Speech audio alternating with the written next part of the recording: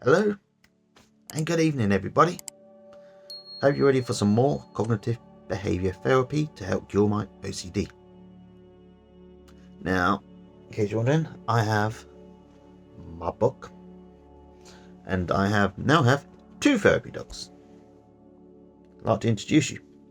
This big fella is Slowdown Milosevic, and his little sister on top is Jennifer Slopez.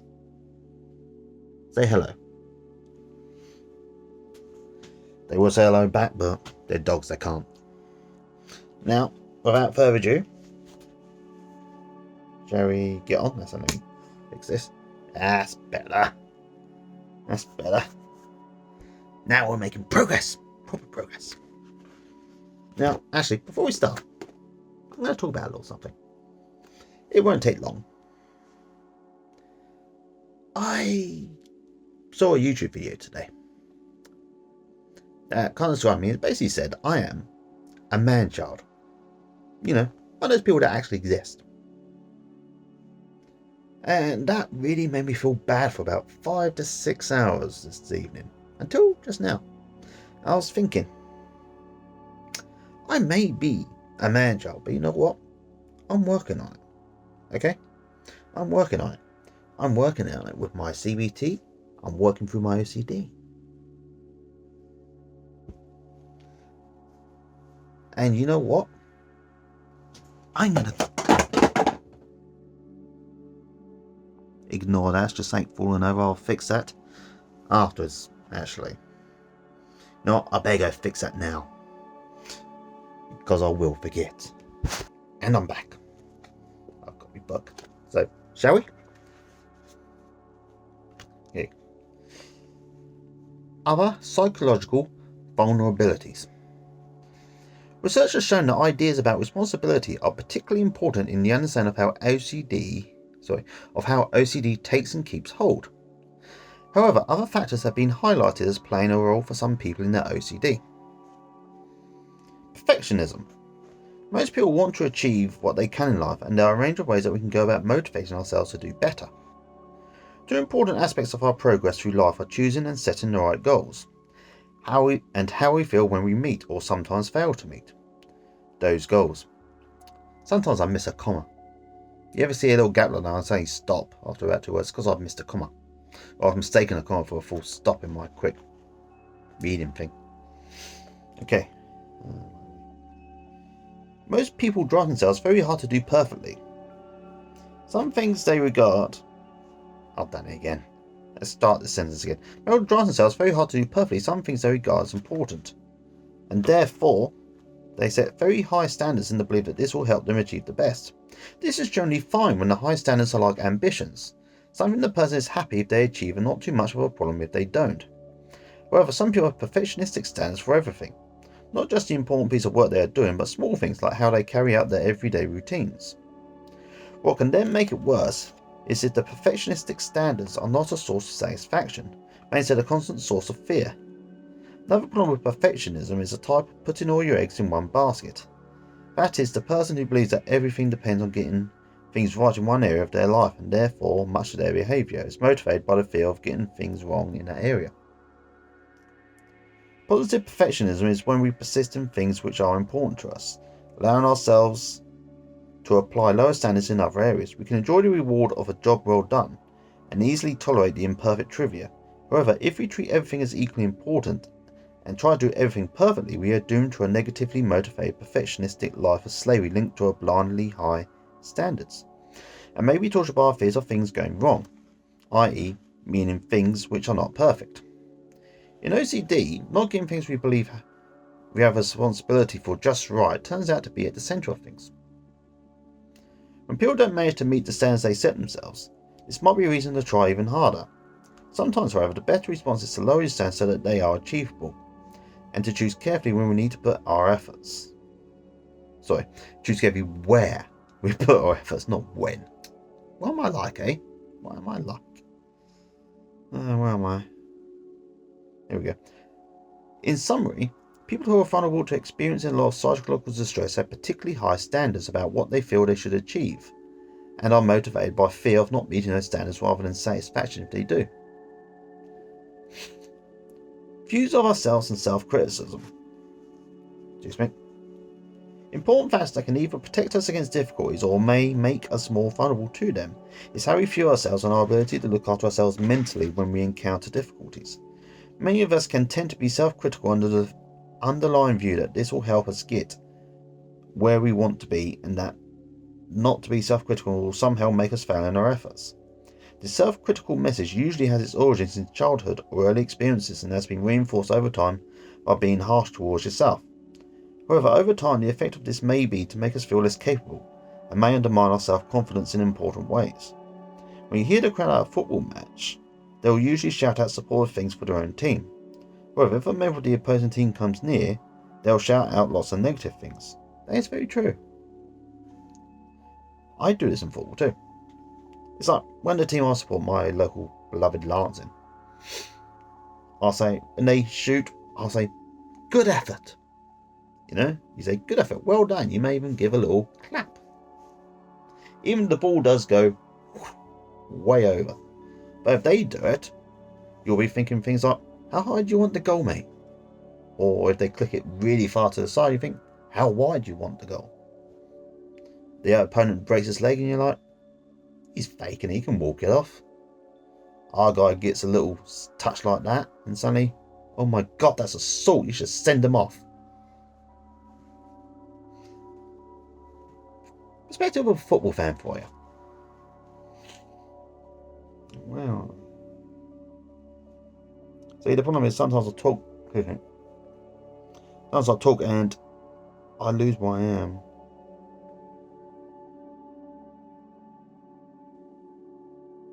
Where the hell was I? 2 hours later. Okay, I found it. The purpose of this is to undermine that player's confidence and make them play less well. Fair enough. Although if I'm honest, I don't really do the loud negative shouting at a full match. I enjoy it.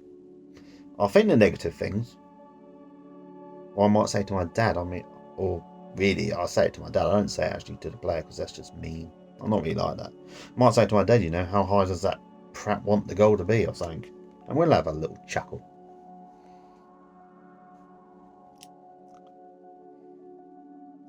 So if you're constantly criticising yourself and telling yourself that you are terrible, bad or stupid for making a mistake or doing compulsions, the overall effect of this will be that you will feel worse about yourself.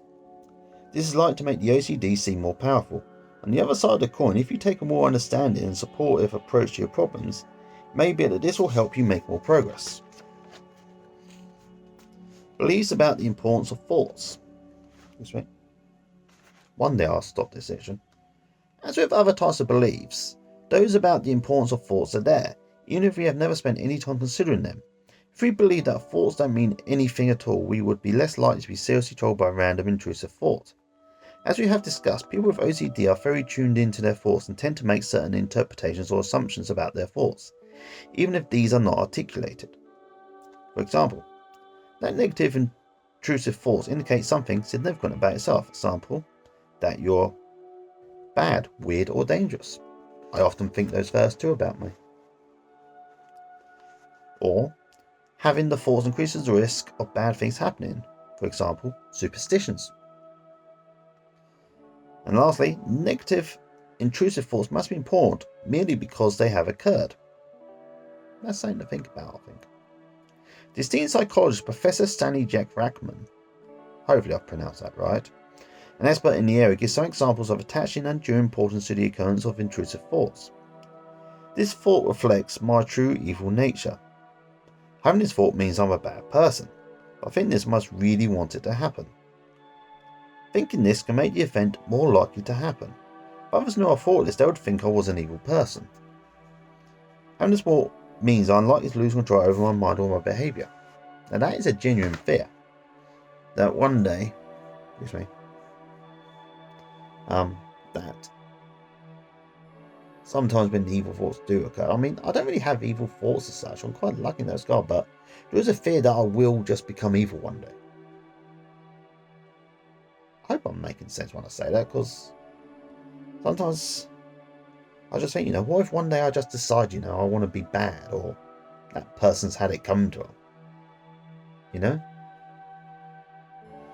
It's something that haunts me.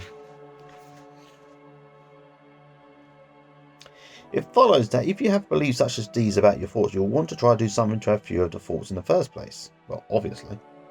And will also try to do something about them once they have occurred. Very true. Here we go. Next bit. Triggering event. I can't do R's and flipping W's sometimes. Triggering events. No, trigger as in trigger of a gun or something else. That kind of trigger. Events and critical incidents.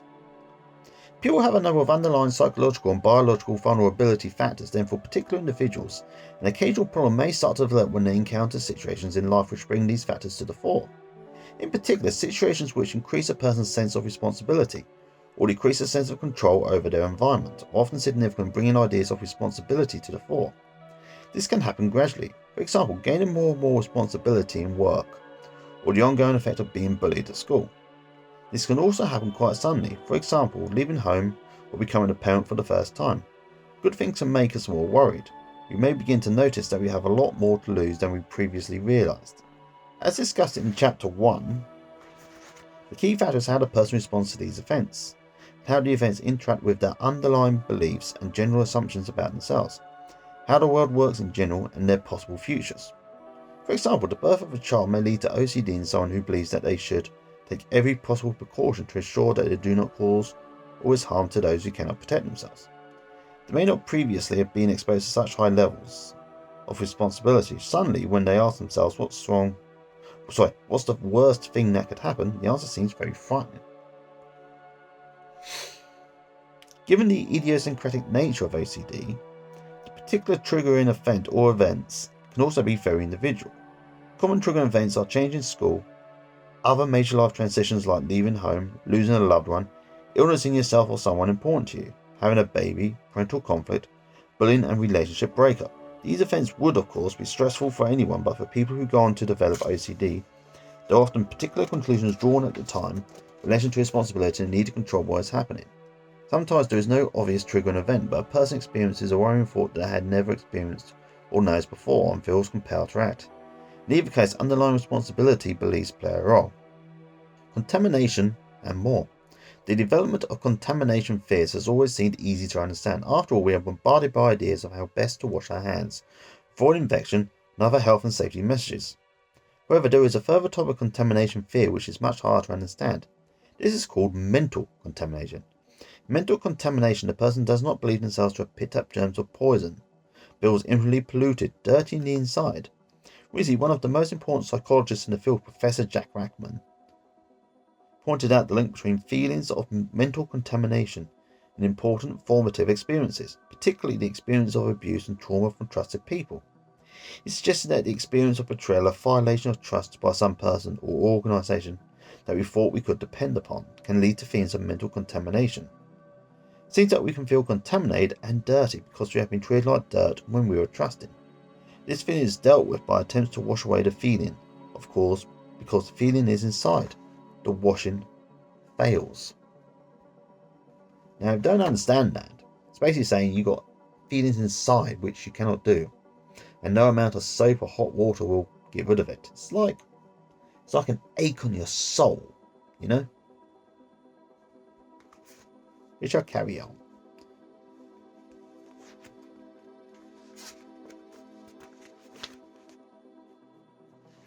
Okay. Course of OCD. It's like of course, but back to front. OCD can creep in over a number of years or can develop quite suddenly.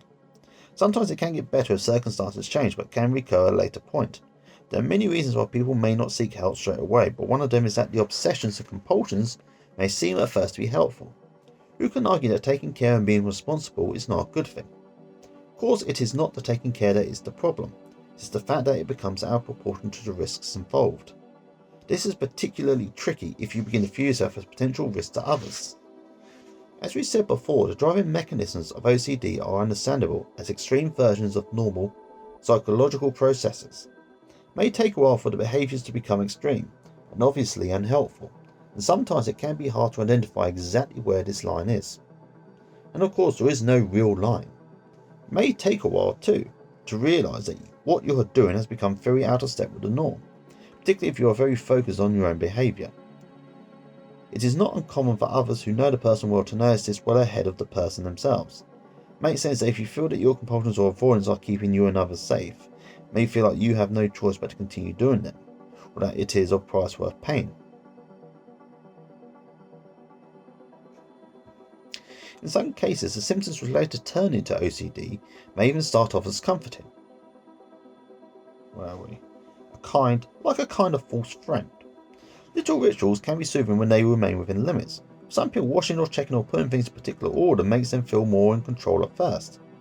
Only when these rituals take over and dominate do things begin to become problematic, as we described below.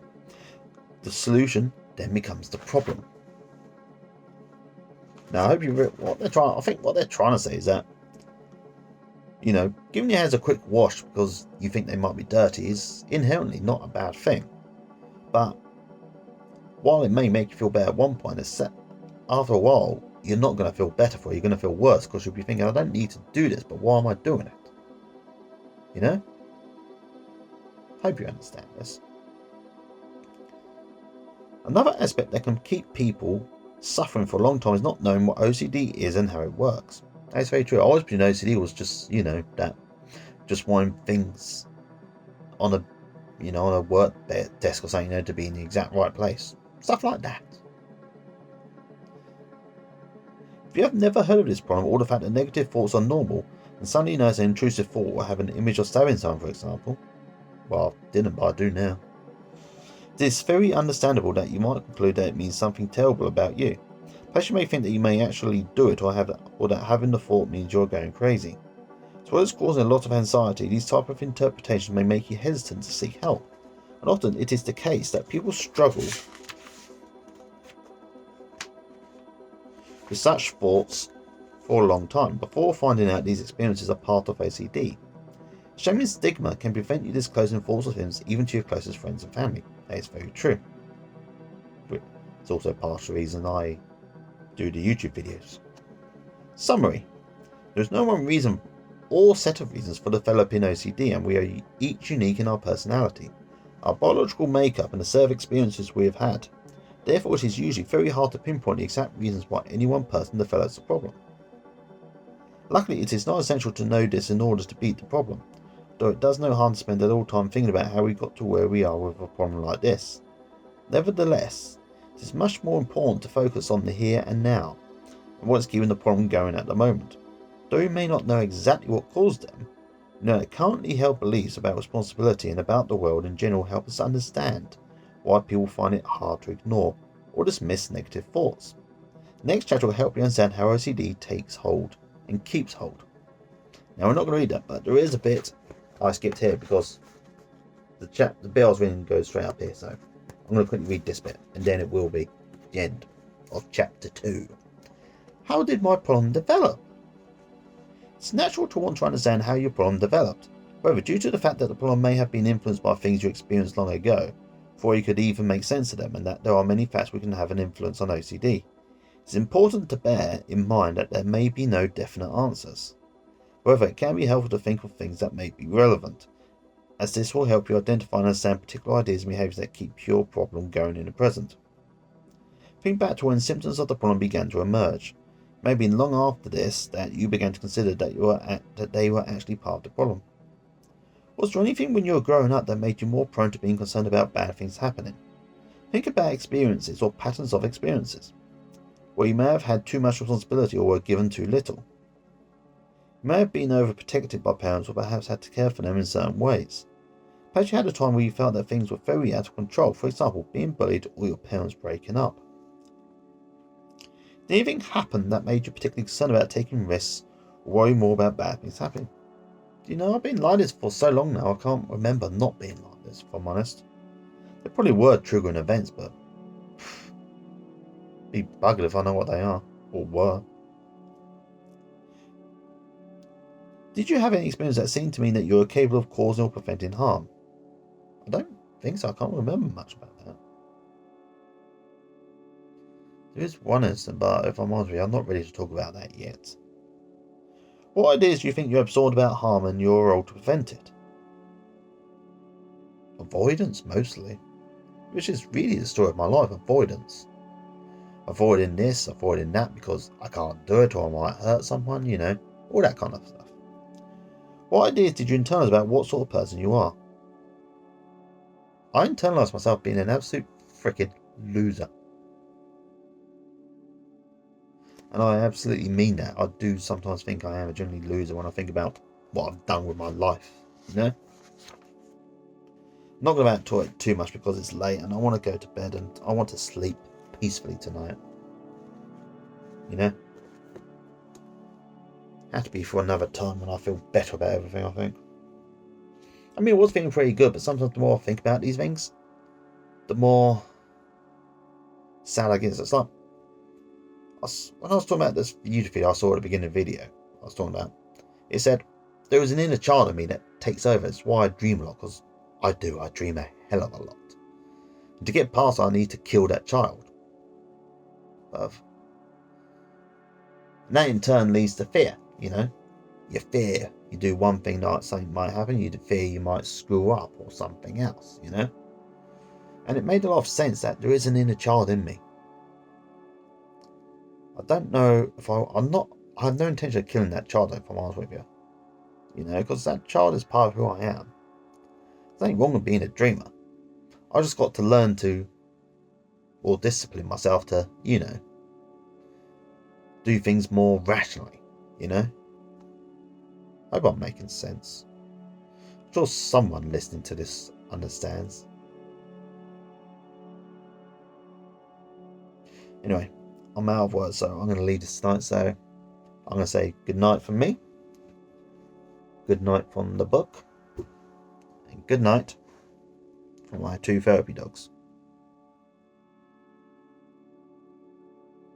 Bye.